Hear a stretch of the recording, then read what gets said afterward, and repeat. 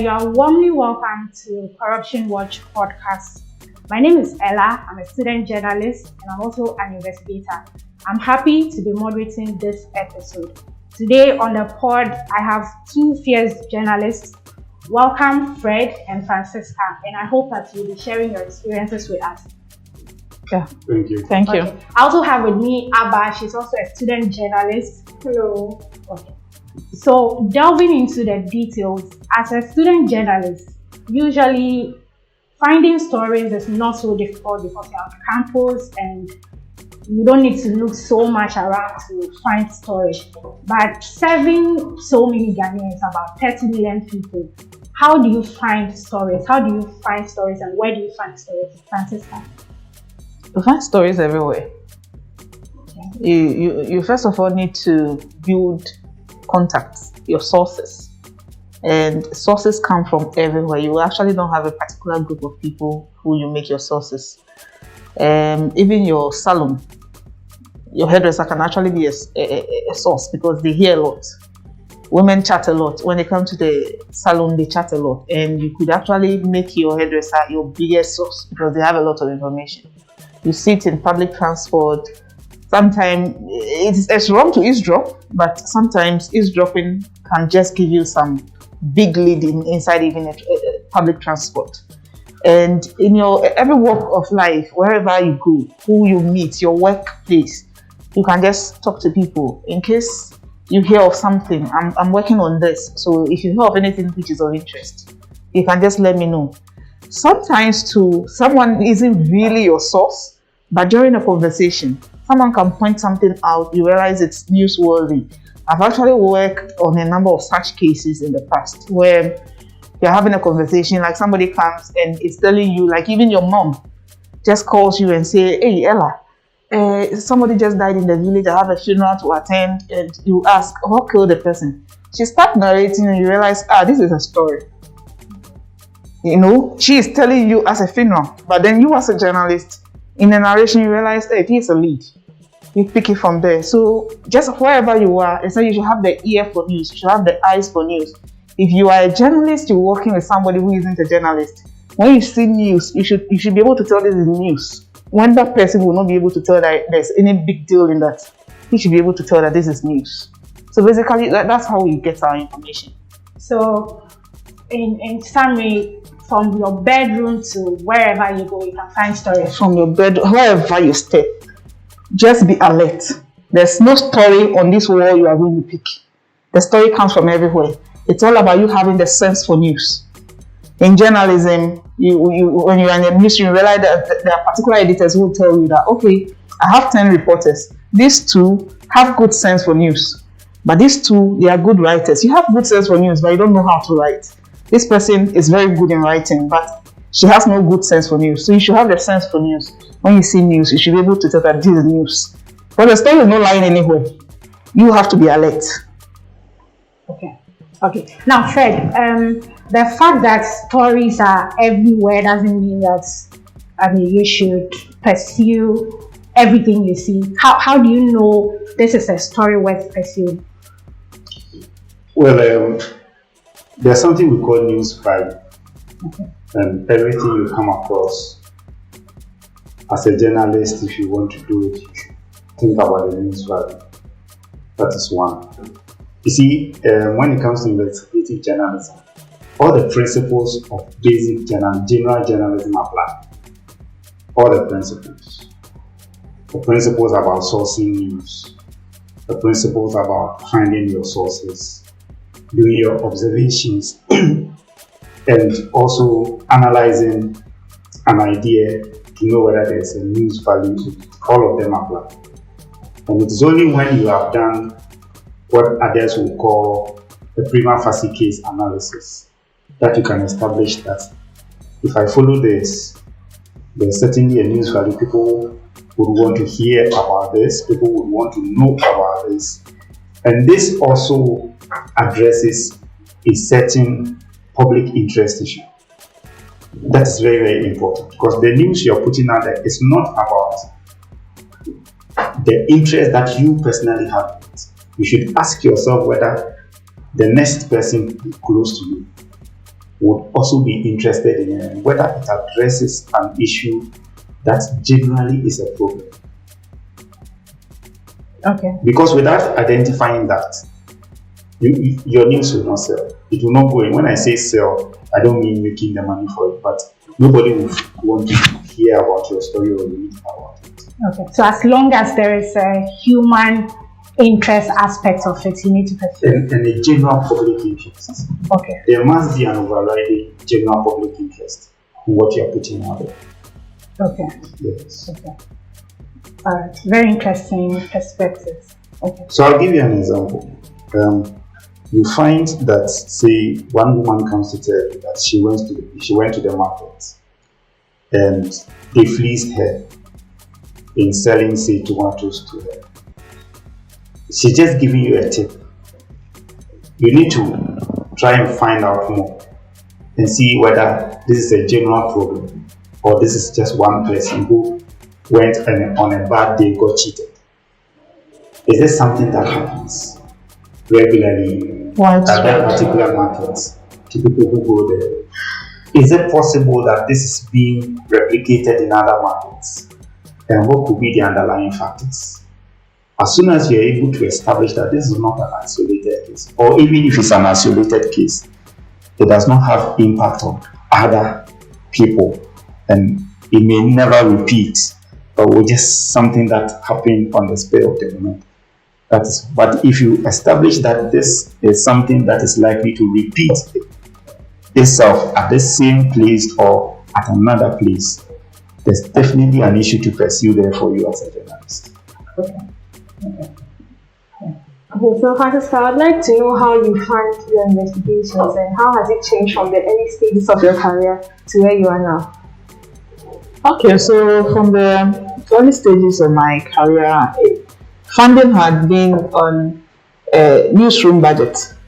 So if you think of a lead and you do your initial findings and you realize it's worth following, you prepare a budget, hand over to your editor. Editor goes through it. Once he endorses it, it goes through the account office. You are given the funding.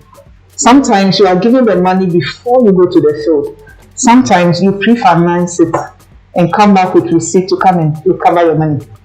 That's how typically in the newspaper, I started from the newspaper.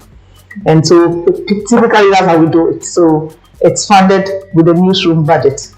But then as time goes on, you start having funding from different angles. We have platforms, international platforms, local platforms, who are always having funding to give to people. They give people funding in the various sectors of journalism. There are some who are focused on human rights, there are some focused on anti-corruption, there are some focused on females. There's actually an award, a grant institution who only give funding to female journalists. And so there are such funding. So if you don't know about it, sometimes you just Google funding for journalism and the list comes and you can just write to them, apply. And then, for instance, right now that we are in Corruption Watch, it's a project. And then we have donors. And so the donors are actually funding everything we do. Has there been a point where you have to fund a story because you think that it's a good story, but your editor didn't believe in the story, so you had to fund it yourself? Oh yeah. I was working with a local radio station. And in the local radio stations, they don't believe in investigative journalism. It is the daily happenings. They like sensations. And so when you bring something investigative, they don't really see why they should pump money into it. So I was trying to sell this idea, and they were like, no, this is a tree station, we don't do that. And I said, no, I have a solid story, I think you should fund it for me, let me do. Nobody was interested, but I believed in the story. So I decided to fund it myself. I funded it, did the story, and bought it. Now when the story dropped, they realized they had made a mistake for all this while. And so from that point, they actually set up an investigative team where I was the lead investigator. They prepared funding for it. They actually set a rule that when you start investigating a particular project, you have a full month to stay away from the office till you are done. So if you believe in a story and your editor isn't ready, if you think that no, this is a solid story, you can go ahead and do it. I have done it and it worked. Things changed very well for me. Gadgets were bought for me as a result of that and all that.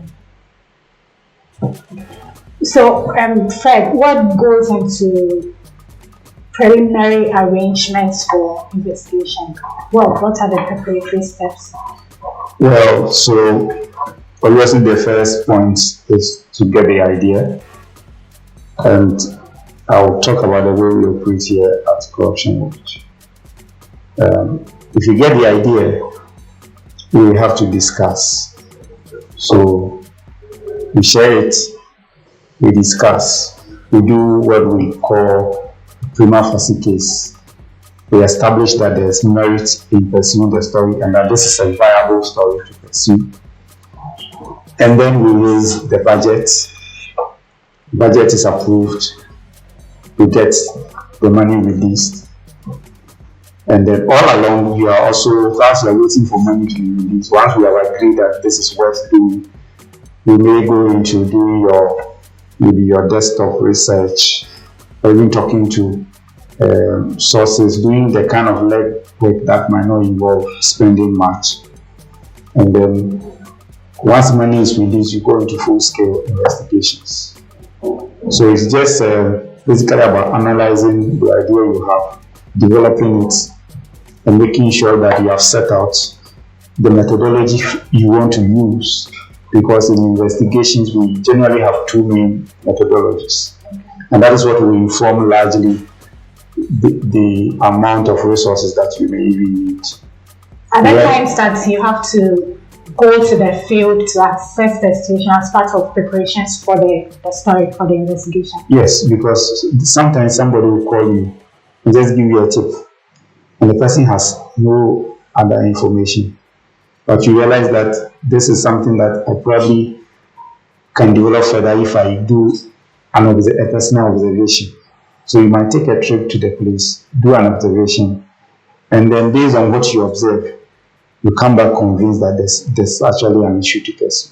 So when I started writing stories in school, it was very difficult. I wouldn't say difficult, but I had to make a conscious effort to stay safe. I mean, I had to, be careful about the calls I made.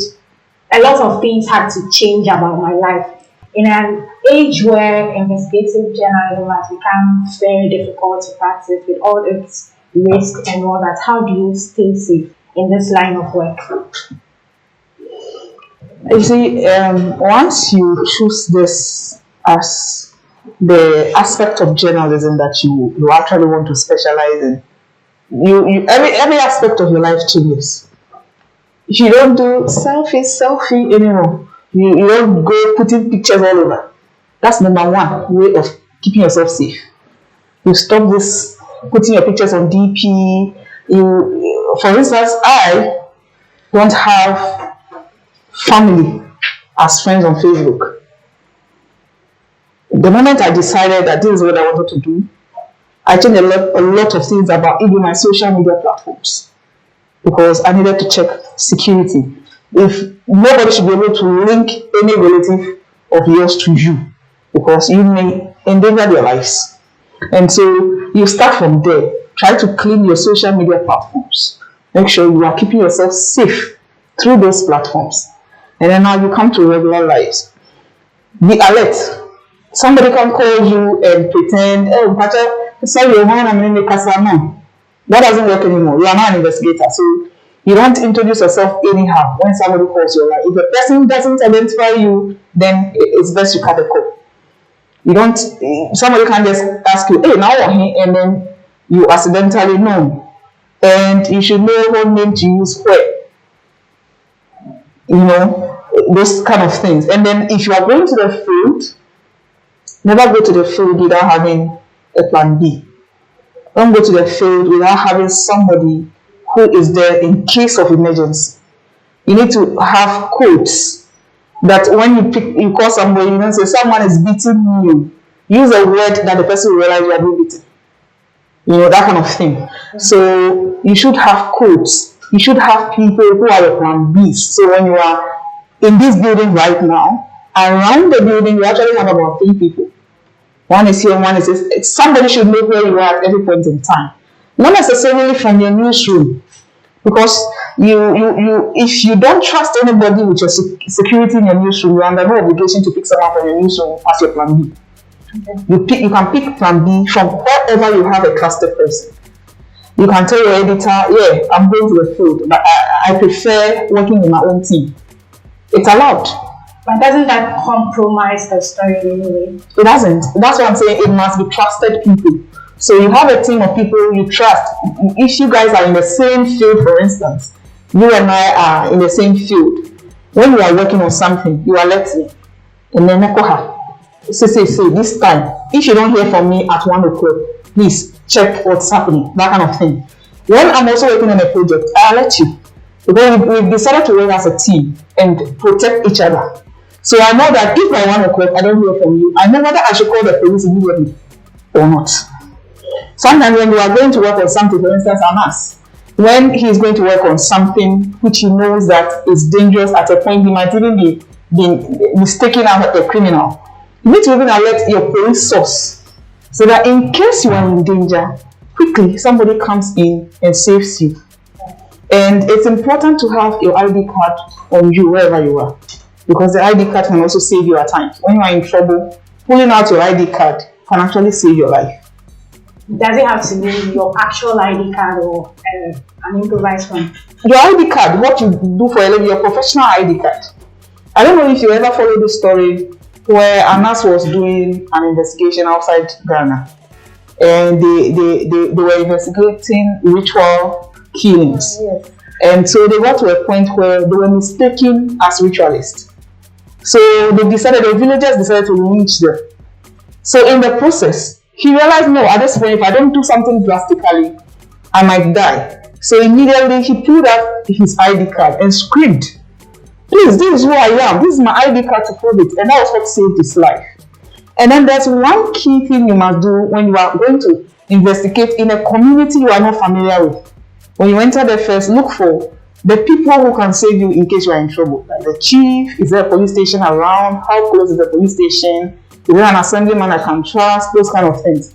Because with that particular story I'm telling you about, when he got to that point, because he had earlier found the chief and had an interaction, the chief was able to come to his rescue.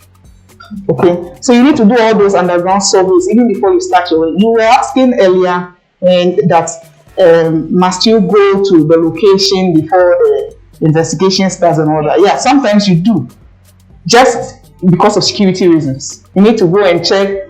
You go, for instance, if you are investigating something in Nima, you need to go to Nima like days before the investigation starts. Go to the exact location. Look for the routes, exit routes. In case of danger, how many exit routes are in a neighborhood? How do I get out of this place? It's a very key thing. For instance, when you are covering election, wherever you are assigned to, you need to look for the routes, the exit routes in that neighborhood before you hit the ground. So that when there is danger, you can vanish within the twinkle of an eye. If you don't know the environment in which you are investigating, you can be in trouble. Okay. You've made mention of using your ID card as a way to secure yourself when you're on the field. But in Ghana, there's been several instances where ID cards and accreditation cards were not enough to protect the people. They were beaten and threatened. As an investigator, your ID card isn't supposed to be seen, or you are supposed to be unidentified. So the ID card comes in when you are mistaken as a criminal. For instance, when you are investigating a group of maybe smugglers, you might have to act as a smuggler to mingle with them to get the information you need. And in the process, if the immigration officials capture you without your ID card, it will be difficult to prove that you are not a criminal. So in such situations, but like what you were saying, yeah, as for journalism, they will beat you at a point in time. It's a work hazard. Okay. You should know that at a point you might not be able to defend yourself. As for the slaps, you receive some. A number of us have been beaten on the field. It's part of it. It's work hazard. Okay. Does that mean that maybe you have to carry 2 ID cards? One, if I'm Ella, one is Veronica, and then one is the original ID card that I'm holding, so that in case maybe you go to a bank and investigate in a bank, you go there with the fake ID card and Veronica and all that. Do you sometimes have to do things like that? You see, it depends on who you are investigating.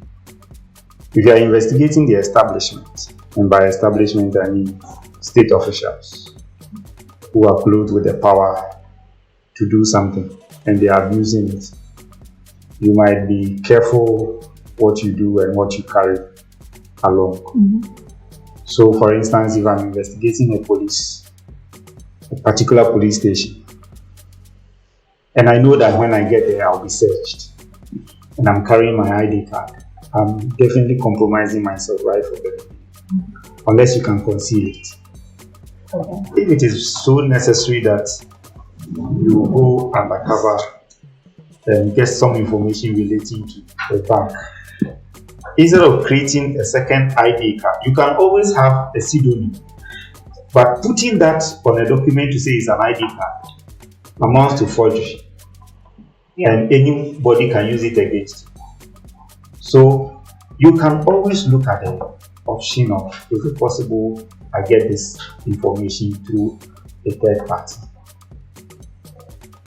which is also another security strategy to use. There could be somebody within that sector that you are very familiar with who can use their links to also get you that information to save you from creating an illegal documentation that might land you in trouble.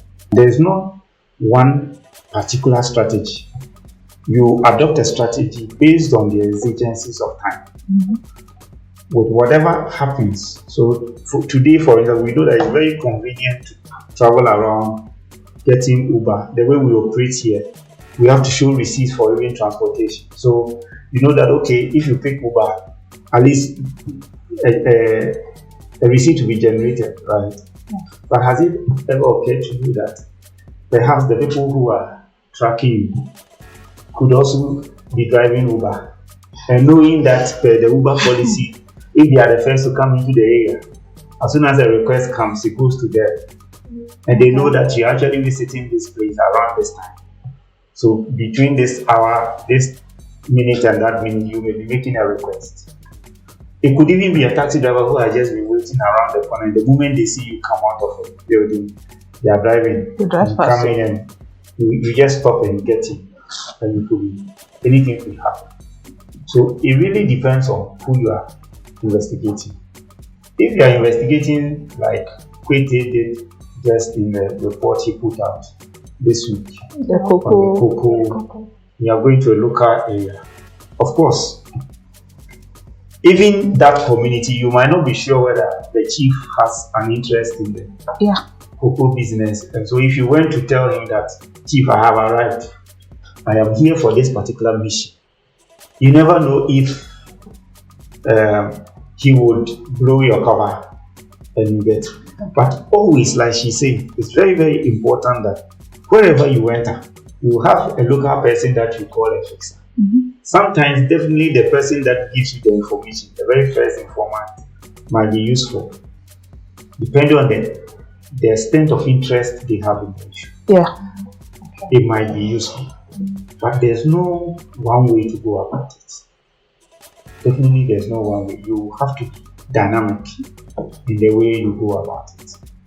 We have been in places where there was a time way back when I was doing an investigation in a secondary school in Kwewu, and I was supposed to meet the headmaster who had been accused of corruption. I went to him earlier in the morning with a child from the school to go and pay money illegally. Okay, and I went back to him in the afternoon. When I went earlier, I was in a cap and a t-shirt and all of that. Went to somebody I know, went to change my dress, got into a formal this thing, came back to him, and he couldn't recognize me. All right. Days later, I went back and I was doing it. Then he decided to involve a police commander. The information I had was that this was a good friend of his, and he always tipped the police commander. Now he asked me for a meeting in the police commander's home. What would you do? I told him to give me a few minutes. I called my editor. My editor says, no, retreat. That's it. I picked the car and I was on my way back to Accra. When he called and said, well, I said, oh, I just got caught up in some discussion with some other people. She expected me at 4 p.m. I knew that by 4 p.m. I'll be at some very close to Accra, and I'll just postpone whatever. So it's always important. Alert. And then also the security thing. It's better if you don't know the place where you are going, not to arrive in the night. Okay. You don't know where you are going, because see, there are some informants, they have told you, and you've told them that, look, we'll work on this. By the time you arrive, they have actually broadcast, because they want popularity. Yeah. They've actually told a lot of people that, look, I have reported this matter, and people will come here to invest. Not because they wanted to harm you. They are just so excited. as soon as you arrive, and if it's a closely knit society, as soon as you arrive, everybody sees that this person is not from here. This person doesn't belong. Even for institutions, like they're talking about a bank. Yeah. As soon as you arrive, you know that this person is not a banker. So the kind of information you ask for might give you away. The kind of conversation you start might give you away. Are there points where certain factors have had to deter you or have made things go wrong in your investigation? For instance, while in school or in school, when you are maybe investigating the SRC, for instance, they keep pushing things away. We don't have these documents. There's no, we are busy. We can't speak to you. Like those things get on your nerves or make the investigation very difficult. How do you handle it? Are there times where you experience that as well? Because those are some of the things that deter young investigators like us from pursuing things like this. Because if you keep going and nobody is speaking to you, at a point you get tired and then you don't push forward. Here at Corruption Watch, everything we do here, it's basically on state institutions. That's the focus, because they are the ones managing our taxes, and so our focus is mostly on them. And this thing you're talking about is common. It's something we experience on daily basis. Each production of the Corruption Watch show, you experience these things. Sometimes you are tossed up and down to the extent that we decide to go ahead with our story. You see, when you've done a solid investigation, you are sure of your facts. When you go to get documents, you try to get interviews and they are frustrating you, you can forget about them and go ahead with your story. The fact is, professionally as a journalist, you are supposed to give people the fair hearing. You need to give them an opportunity to respond. And so if you make those efforts, you send them a letter, you send them text message, you follow up with visits, you follow up with calls. And if all those things are turned down, the interview is not granted. And you are sure you have solid facts. You can trust the information you've gotten from your sources. You can ignore them and go ahead with your publication. And you see, once I drop the story and it gets to the court of the public, sometimes everything you say afterwards doesn't wash. That is why we give you a fair hearing for you to respond before we go on air. So if I have evidence to prove that I gave you every opportunity to respond and you refused. That shouldn't deter me from publishing my story if I have my facts well. But indeed, those things are very frustrating. I remember once Fred was doing a story, Attorney General's office. He followed with letters. That story actually took months. Letters, follow-up calls, text messages. There were no responses. And there were excuses upon excuses upon excuses. Our facts were right. So at the end of the day, we came out with a story. The story was all over. Eventually, they responded. When the story was trending, Now they started responding. It wasn't even eventually, it's actually immediately. Because when the story broke on Joy FM, the Attorney General responded on my FM. They called her on my FM immediately after the story broke, and she gave them the response. Something that she wasn't giving to us. We had spent months. So the point to note is that it is never in the interest of the people you are investigating, the people that have been accused of doing wrong, to provide you information. It is never in their interest. So they will do everything possible to frustrate you. Knowing very much that many journalists will get tired and drop the story. But here is the trick. So at Corruption Watch, we also have a lawyer who reviews our materials before it goes public. So once the lawyer has reviewed and cleared it and knows that we have crossed all the T's and dotted all the I's, and we give you a chance and you refuse to respond, we can't help it. We did a story last year from the court in Ada, about some allegations of corruption against the registrar who was there. He didn't give me a response. Initially, he said he would like the invitation to respond to be written. I sent him a written invitation.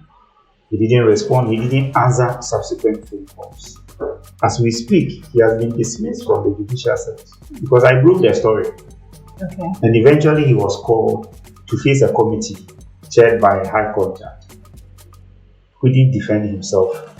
They came up with a recommendation that his rank should be reduced. But the Judicial Council took the view that his offense deserved of dismissal. They dismissed him.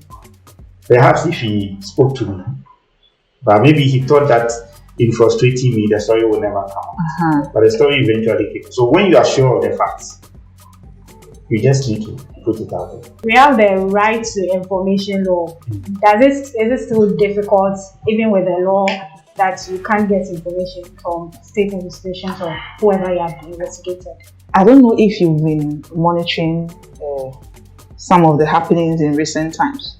Not too long ago, some few weeks back, Media Foundation for West Africa wrote to the National Communication Authority for documentation to how many media houses have been closed down.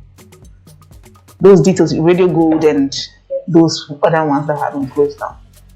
When they wrote to them for those things under the right to information requirements, then NCA told Media Foundation for West Africa that they could access that information only after they had paid 2,000 cedis. Yeah, I think I remember that. You remember that story? Yes. Yeah. So those are the things. Even now that there's a law which allows for us to have information, still, it's not that simple to walk in there, request for information you are given. Recently, the Cocoa Board said they have done an audit of cocoa roads. Yeah. Where is the audit report? Let us have it. Let's see it. That is too bulky. Yeah. And they are giving all the excuses in the world. So the law is there, all right, but there are people in charge of the documents.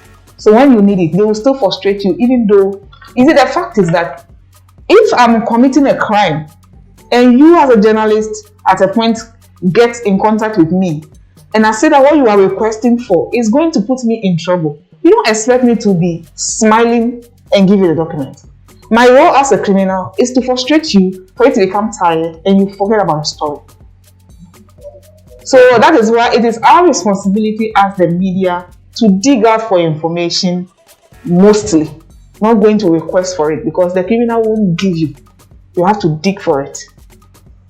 To add to what she said, there's also a different aspect to it. Actually, some of them are using the law, the RTI law, to frustrate you when you even ask for an interview. And it happened to me recently when I did a story on the Zongo Development Fund. And I wrote requesting for an interview.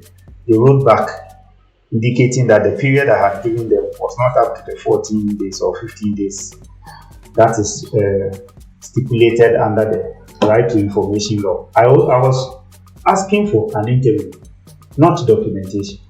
But they quoted the law to me and said I had not given them a period that was up to 14 days as prescribed by the law. So we have to write back and say we have not come out of that here. Note something, and journalists should know this. For certain information, you must go necessarily under the RTI and quote the relevant portion when you are writing the letter to demand for the information.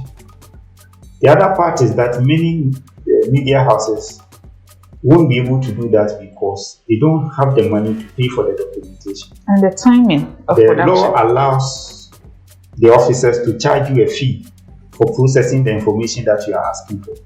So let's say it's a 200-page report, and they calculate the cost of photocopying that report for you, or the cost of printing it for you. You have to go and pay for it. Just as is done now at the Registrar General. If you go and did the background search of any company, you can go there and say, I want the registration details of, say, Corruption Watch. You'll be asked to pay a fee. When you pay that fee, they'll process the information for you. They'll give you a time to come for it. And because you may not be able to pay, you will be reluctant to go and look for that information. And that is why it is important, as we said from the beginning, to have a lot of sources from across board, so that sometimes you can access things through some of those people. Some of those people may have gone for the same information you are looking for. We should also know how to search for the information. So, for instance, if you're looking for a certain government agreement, it could perhaps be present or be available on the Parliament website, but you may not know how to look for it, because when you go, the home page doesn't give you everything you're looking for. And so we need to learn the skill of searching for information online. Number two, we need to get into certain networks. We need to learn how to use certain social media platforms to get information. If you're a journalist and you are on Twitter and you are regular there are thousands of documents that you can download in a week. But there's so many documents that are dropping, and some of them might have your country information that your officials are refusing to give you. See, if you go on the London Stock Exchange, you will find information about companies in Ghana who are registered on that London Stock Exchange. And it's information that they are refusing to give you here in Ghana. If you go to them 10 times, they will not give you. But if you know how to search it in the London Stock Exchange database, you will get it. So it's all about knowing the alternatives to the official request for information. Because look, the RTI will not necessarily resolve the issue, because let's say you're doing a story that is so urgent that you need to say break in 3 days. The law says write to somebody, give them 14 days. Afterwards, you give them a reminder, or then you appeal to the commission. The commission was just inaugurated by the president. So it means that since January, when the law took effect, if you wrote to any organization, they didn't give you the code. There was no means of appeal, right? Now, how long is it going to take them to become effective so that you can appeal to them? That is also going, even when you send your appeal, how long will it take them to reply to you? You understand? So it's something that is, it has come, but it may present a few hindrances here and there. That's why it's important to have the alternatives. I did a lot of stories about SRC spendings. And so if you ask for proof of their spending or any information at all, it's difficult for them to give you such information. Sometimes you have to keep pushing. And because you don't have the luxury of time, sometimes you just give up on the story. But I know that this is a good story. I could have pursued it even more. But because everybody keeps giving you the back and forth treatment, sometimes I just leave it. Yeah. Okay. So in your SRC issue, for instance, within the SRC there are camps. Yeah. And so obviously, don't forget the SRC competed with others and won. So that president has people who are not really happy with his regime. And so normally when you are trying to seek information of that nature and the information is not forthcoming, who are his enemies? His enemies should be your friends.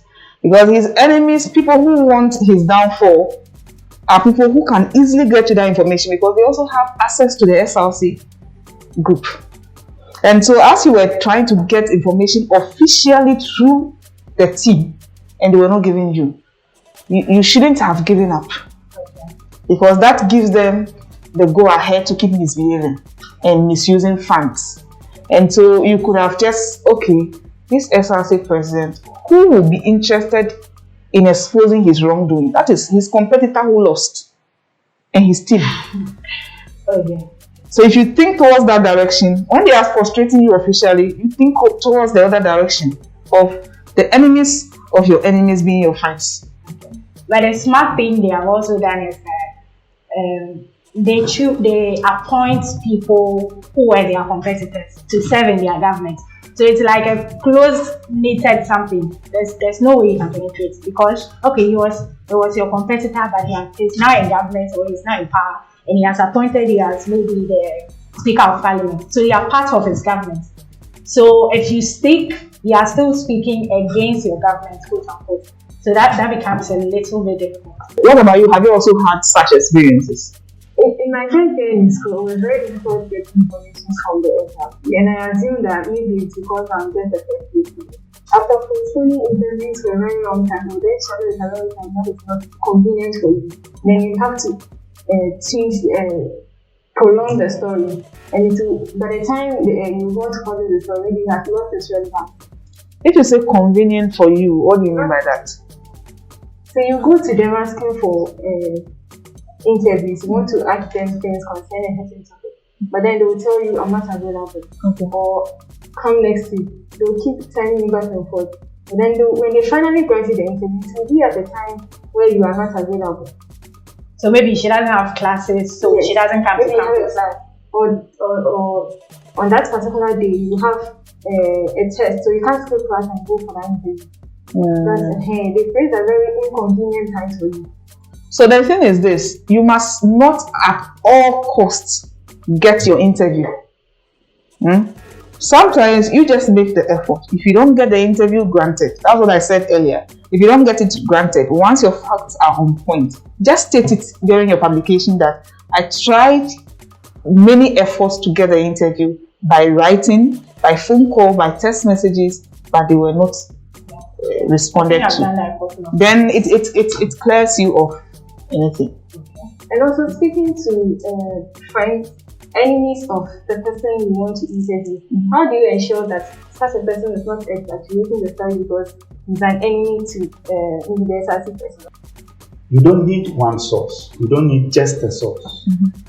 When somebody gives you information, go back to the basic principles of journalism I talked about. When you get information, you check and cross-check. Check and cross-check means that, can I get somebody to corroborate this information? Can I get somebody to perhaps debunk this information? So the same means you use to try and get somebody to talk to you. You can also try and find if another person will tell you the same thing. We did a story not long ago in June, the MPP primaries. Okay, the story we did on they are paying money to delegates. What one delegate tells you is not enough to judge whether people are receiving money. You need to find out how many people. Multiple sources. And if they say, okay, I went to this meeting and got the money, you need to find the location and see whether this is true that meetings are going on here. So once you get an information, you have to check and cross-check. Unless sometimes maybe the information you got is documented in an original document, not something that somebody has created. Let's say a parliamentary report, your school, you have your SRC issues a report and you have seen something in there that is documented. Okay, so that's factual. And once they all check the minutes and did not raise an issue, an objection about it. That's information that the point that Ella you raised about they appointing their opponents is a strategy that we must also learn as journalists. That in journalism there is no permanent friend and no permanent enemy. So the person that was not your source today, because they found you to be an enemy because you're looking into something, they could become your friend tomorrow. I did a story about somebody went to interview the person, and by the time I finished, the person said, "Look, you don't know what other people are doing there. So I will give you information about other companies that are doing worse things there." He knows that at that particular moment, he will publish about it, but he's saying that he will also give you information about that. So he could be your enemy because he may not understand you at that particular moment. But once you leave and go, he becomes your friend because he's going to give you more information. Okay. So, what are some of the major differences between the normal everyday reporting and then investigative reporting? You remember at the beginning, Fred said something about somebody coming to give you a lead, and you check, is this a unique case or is something that recurs? Okay, if it is a unique case, it becomes an everyday story. The thing has happened, it's wrong, so you report on it because it's a unique case. It isn't something which is common, and so you report on it. But then, if for instance you go to the field, you follow the story, the lead they've given you, you go there, and then somebody else comes to say, "Son, I see you at home. This thing, it happened to my sister too." This one comes, it happened to you get a number of accounts and you realize that okay, it's not a unique case, it's something that keeps happening, it keeps repeating. Then now, okay, how widespread could this be? That is when the investigation comes in. But if it's something which is a unique case, then there's no need to investigate. It means it's something that can go on air. It's a papa news. And then if it's something like accident, the daily recurrent activities that happens, that those ones are things that happen, normal things that happen. But there are issues that somebody can actually bring before you as a lead. Yeah, it has happened to that person. The person reports to you. You try to follow up and you realize, no, this is not the first time something like this is happening. It has happened to a number of people. Then, okay, I did a story about, we are supposed to be practicing free basic education. So I did a story where some parents told me they've been paying money every day in the schools. The schools have done something like a susu sort of, and so they pay money every day. When the kids are going to school, they pay them. Meanwhile, the kids are just supposed to go to school for free, eat for free, and come back home. But they are spending so much, even compared to some private schools. So this person tells me, and I tried to follow up, and I realized, no, it is not just that school. This is happening in a number of schools. It has happened to different parents, and the schools are not the same. This is widespread. This requires investigations. So that cannot become an issue. If you turn that such an issue a lead into an everyday story, a runaway story, that is what we say you are scratching the story, because you failed to dig deeper. So you scratch the story. So there are people have actually scratched stories on many occasions. Sometimes you can see a news segment and there's a story that is airing and you are an investigator and you are watching it. And you are like, who the hell did this story? How can you scratch such an important issue? So if it was an investigator that had that lead, the person would have realized that no, this isn't a running story, this is an investigative story. So once an investigative story comes before you and you are not able to differentiate it, then it means you are scratching the story. Okay. Is it possible to change a running story into an investigative story? Of course. Now, one thing that you should know is that an investigative story is usually not time bound. And when I say time bound, I mean that because you're going to dig you would always find angles that you can run with. So you should be able to change the running story. Look, the story that I just mentioned, the NPP primaries, there had been a few reports by other media people that, these delegates have been asked to swear here that if they collect this money, they will not go and vote against this candidate, right? It was somebody breaks the story, another person breaks it here. Then we decided that, okay, why don't we go into it?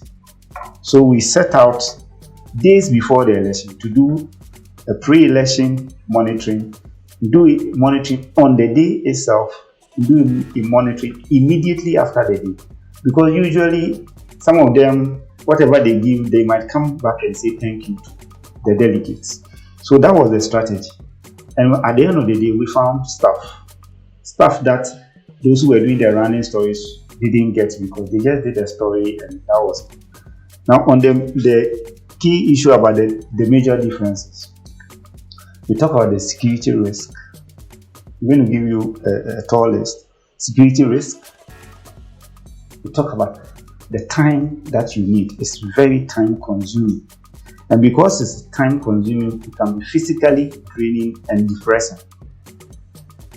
It's not exciting at all. It's not like reporting entertainment and then you are invited to the finals of Ghana Most Beautiful, and then you go and you hear music, you dance, and people are, know. Is it, let me hold you there, is it depressing because of the things you find out or the stress you'd have to go through to get it? Both. Every stage. Both. Sometimes one investigative story can take 6 months. The one that Anas did on the Kosinyan teaching was a 2-year project. Okay, yes, that's what I heard, that was a 2-year investigation that he did. So he had to be patient. Have meetings in Accra here, travel and go and have meeting in Dubai, and all of that takes time. Even the one that I said I did at the Adan court took about 3 months.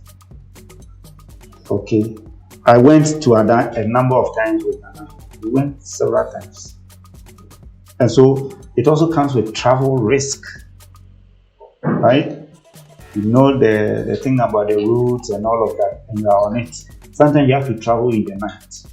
And then also, it is financially demanding. We did one around cash for bill, right?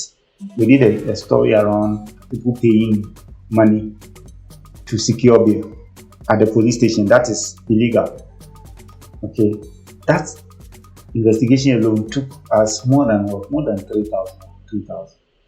The everyday story, your running story, it might not cost you up to 400, 500 cedis to do that, right? If I went to the Registrar General sometimes do a search, and then you have a list of say eight companies you are chasing. Each is 25 cedis. So calculate by just to do the background search of company.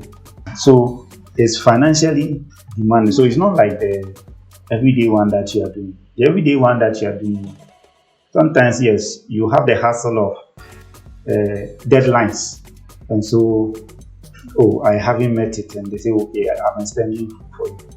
But this one you have to be spot on because it is time consuming. You can't go and mess around and come back and say this is all that I have got.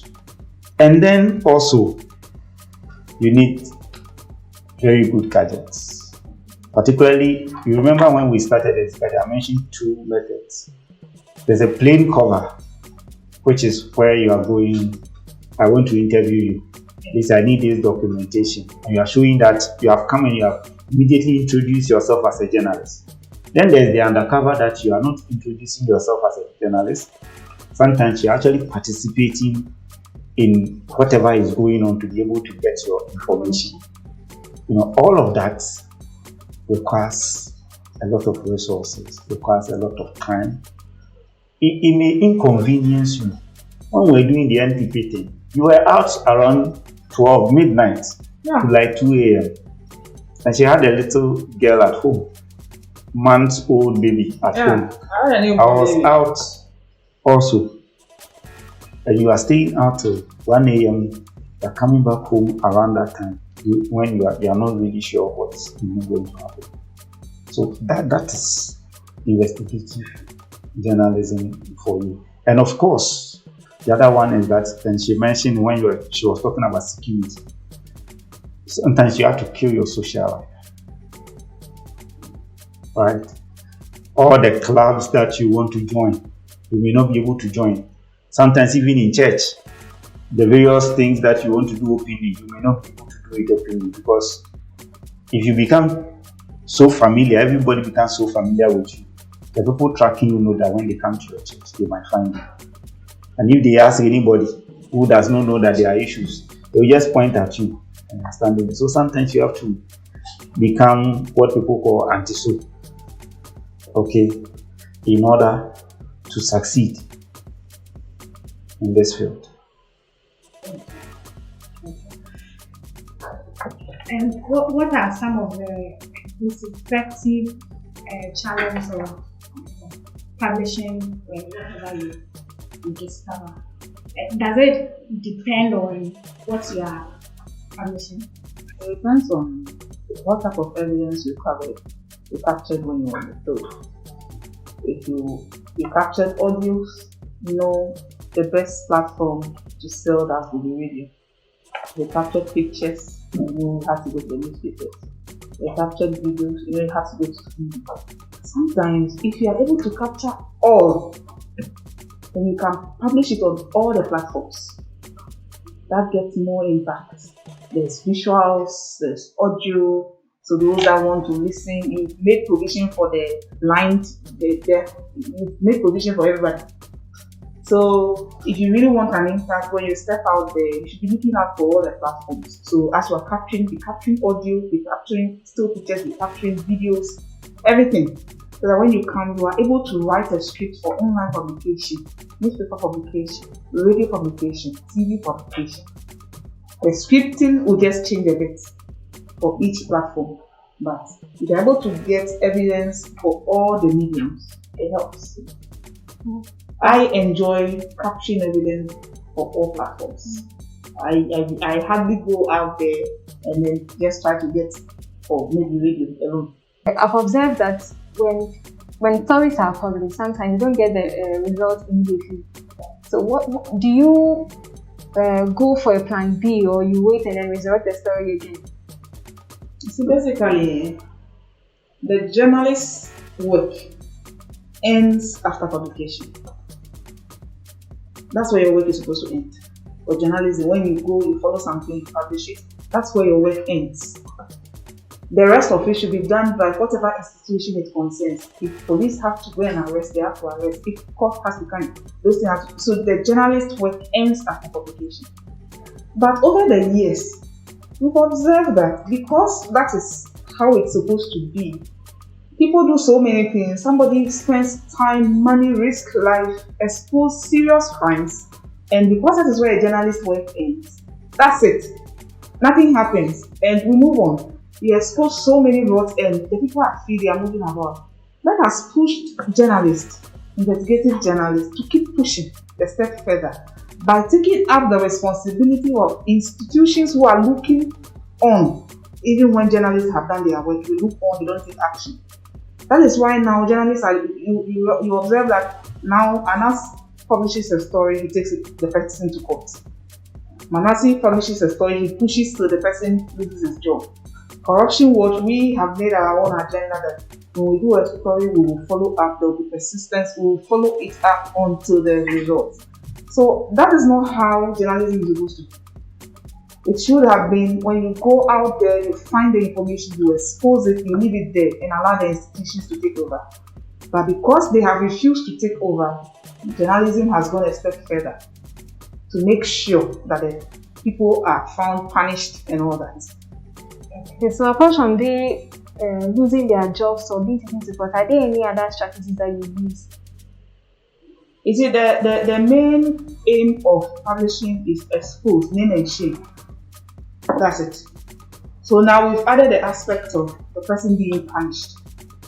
So we push, if for instance there are human lives being abused, we must push and make sure that abuse is stopped. If you exiting the institution is how to stop the abuse, that should be the focus. We push until you get out of the institution so that people's rights will not be abused any longer. Whatever it takes for that problem we exposed to be solved, we push further until that thing is solved. And we are sure that we've not just reported and left, there's been solution. So sometimes when you do a story, you let it lie and watch to see if any action will be taken. If no action is taken, you do a follow-up. You will keep following up, keep punching until you see results. We have learned a lot, but the conversation is very interesting. We cannot keep going on and on, so at some point we have to, end it. But before we let you go, within 30 seconds each, is there anything you'd like to leave with us for upcoming reporters, investigative journalists? Is there any message you'd like to give to us before we let you go? Oh yeah, I started in the newsroom, started in the newspaper, the radio, and all that. What I've observed is new reporters coming on board get easily tired. Like you were naming some of those discouragement, those turn-offs. And it's something we've observed with many interns that also pass through our hands. And so what we are trying to say is that, a lot of people, because of this stress, they run away towards the entertainment side or being news readers and all that. But you see, one aspect of journalism that is paying so much now has to do with investigative journalism. So no matter the stress, if it is your passion, when you enter the field, look for one investigative journalist and use as your role model. Try to get some help, some training, some advice. And then keep it up. You just tell the people, if you are working on something, let me follow you and learn. Try follow people and learn. Once you are able to build yourself, you can start it. The fact is, after speak, investigative journalism is one aspect of journalism that takes you places, takes you out around the world. Okay. Fred, any last words? Okay, so you see, journalism is evolving. So we are told in the classroom that journalism is about educating, informing, and entertaining. Now, journalism also includes being change agents, because the moment you become an investigative journalist, you have invested an interest in the matter that you are pursuing, because you have concluded that there's something that is wrong that must change. And so that is one of the things that we should note. Also, if you want to be an investigative journalist, please be prepared to develop yourself as a multimedia journalist. There's no longer room for people who just come in and say, I only want to read on radio and that is why I'm here. People should also be cautious of their digital footprint. It is very, very important. If anybody wants to become an investigative journalist, be cautious of your digital footprint. All the Facebook and stuff, the kinds of things you do there today could have an impact on how long you can last in this field. Okay, thank you so much. We have learned a lot from this discussion, and we hope that anybody who listens or people who are listening from wherever will take a cue from whatever you have shared with us. And it's been a great discussion here on Corruption Wars podcast. I'm sure you have learned a lot. I've learned a lot as well. And we hope that you join us in our other episodes. Remember that corruption takes a lot from you, but you can make a change if you want to. Thank you. My name is Ella. And I'm Abba.